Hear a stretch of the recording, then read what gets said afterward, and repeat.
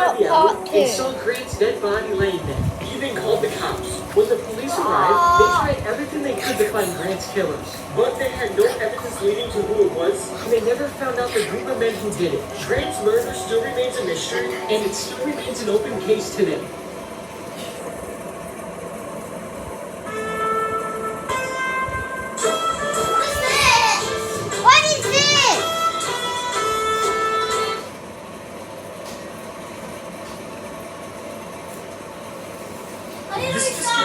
About the screaming. There was a teenage boy who was walking around a park one day when he suddenly heard a voice screaming for help, but there was nobody around him.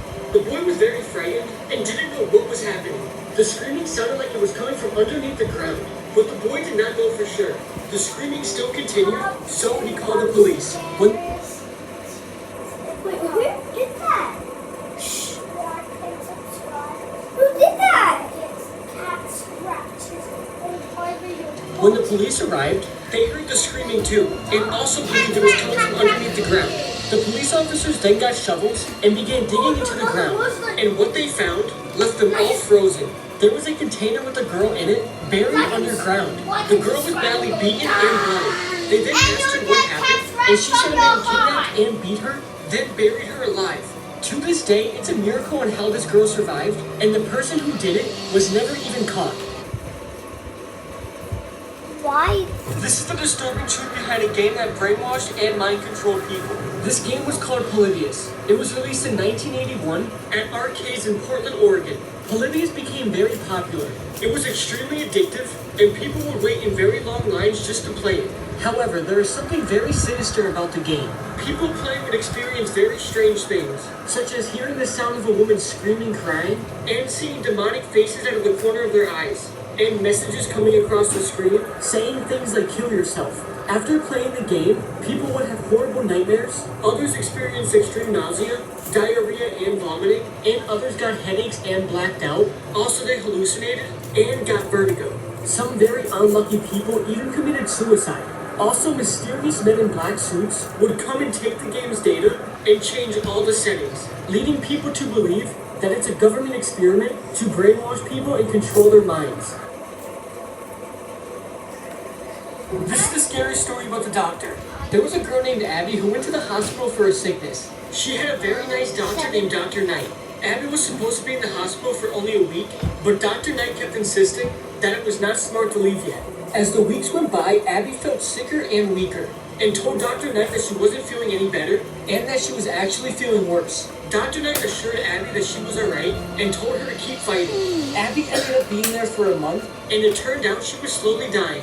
One night, Dr. Knight went into Abby's room, and sat down beside her bed and said, Abby, I am really sorry, and I hated that I had to do this. Had to do what? Said Abby.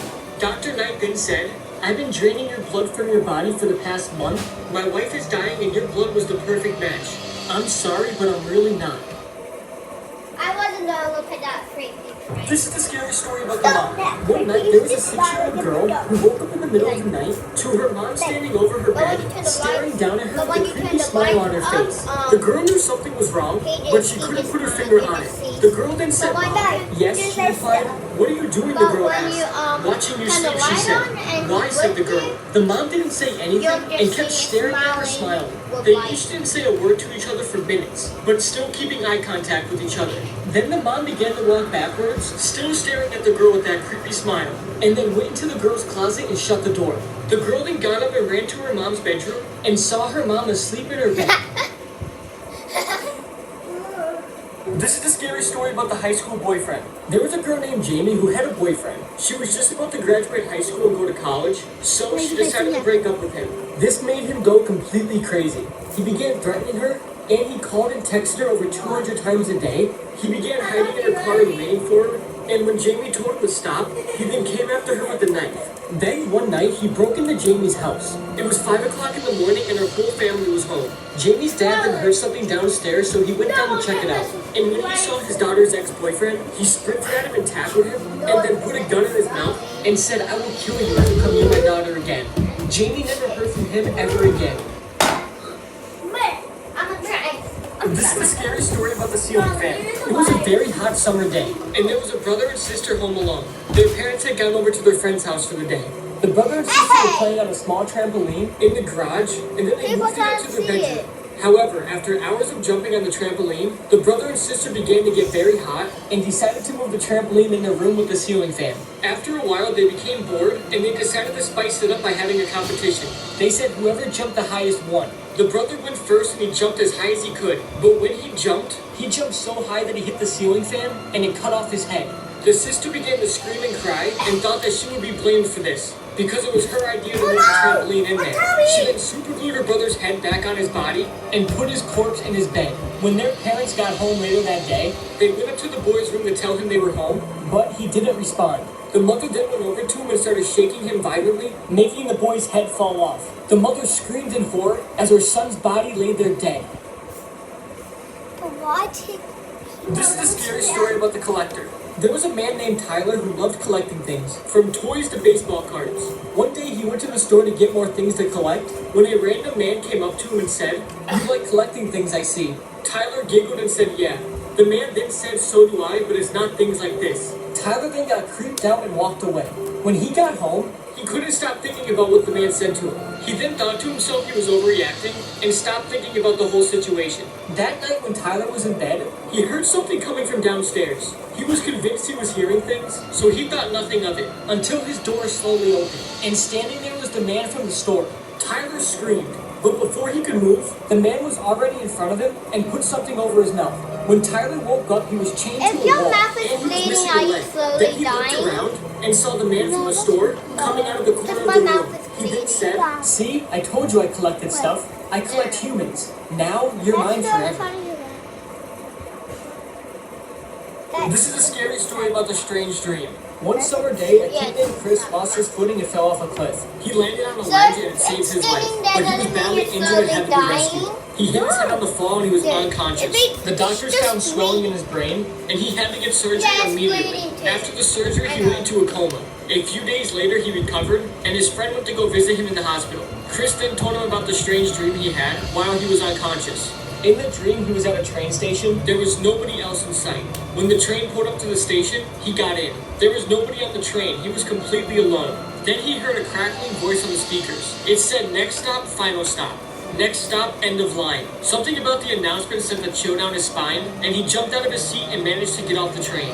Just as the doors were closing, he woke up from his coma. The doctor said he was between life and death. He then said to his friend, "If I hadn't gotten off that train, I believe the end of the line meant I would have died." You see all those black things? This is the scary story about the purse. Not scary. There was a girl named Cindy who was at a grocery store. When she saw a woman wearing a purse that she really liked, Cindy then went up to the girl and said, "Where did you get that purse?" The girl then said, "I made them myself." Cindy thought that was so cool and asked the girl if she could make her one. The girl told Cindy that she could show her how she makes them and to come over her house tonight so she could give her one. Cindy happily agreed. That night when Cindy got to the girl's house, the girl opened the door. She had a glass of wine waiting for Cindy. Cindy took the wine and they began to walk around the house and talk. A couple minutes later, Cindy began to feel lightheaded, and she then passed out. When she woke up, she felt an immediate pain all over her body. When she looked around, she realized that she was in an empty room and that the whole lower half of her body had been skinned. A couple seconds later, the girl then came into the room and said, "I was running out of skin to make my purses, so I took yours. I'm sorry, but your skin was too perfect." This is the creepy story about the friend. There was a girl named Katie who did not have any friends. She always went to the park to meet new people, but sadly she never did. Until one day she was walking around the park, and a girl her age came up to her and started talking to her. Katie was ecstatic. The two girls began talking and playing games together. Katie was so happy she finally had a friend and asked the girl to come over her house. The girl gladly accepted. When they got to Katie's house, Katie yelled to her mom to come meet her new friend. When her mom came over, she asked Katie, "Where's her friend?" Katie said right here and turned around, but there was nobody there. Katie swore she was with the girl all day. Katie's mom just giggled and thought it was cute. That night, Katie was watching TV when a breaking news alert came up on the screen. It was a picture of Katie's friend that she made that day, with the caption saying, "Girl's dead body found in park." What the? This is the scary story about the kittens. A little girl had kittens and one day they disappeared. After a couple days, she asked her mother what happened to them, and her mother said God took them. Months later, the cat again had kittens. The girl's mother wanted her to run some errands, but before she left, she wanted to play with the kittens. She heard her father carrying a bucket trying to hide it. She then watched her father drown the kittens in a bucket of water. Later, the girl asked her mother what happened to the kittens, and she said God took them. Several days later, the mother asked the girl to watch her brother in the bathtub while she answered the phone. When the mother returned, she started screaming, "What happened to him? What happened to him?" The little girl then told her, "God took him." This is the creepy story about the first boyfriend. There was a girl named Rachel who just got her first boyfriend. She was so happy and never felt this way before in her life. Every day she brought him over her house, and her dad began to get annoyed because she wasn't spending that much time with him anymore. One day, Rachel's dad told her that her boyfriend was not allowed over the house anymore. Rachel began screaming and crying and ran up the stairs and went to her room. A couple days later, Rachel decided to keep her boyfriend in the house one night. When her boyfriend got to the house, Rachel tiptoed down the stairs and let him in. Then they went to her room. About 30 minutes later, her boyfriend came out of the bathroom. Rachel whispered to him to be quiet. After 10 minutes, her boyfriend was still not back, so she went out to see what was taking him so long. But right when she opened her door, her dad was standing there covered in blood, and behind him lay her boyfriend's dead body. Her dad then looked at her with a smile on his face and said, "Nobody will ever take my little girl from me."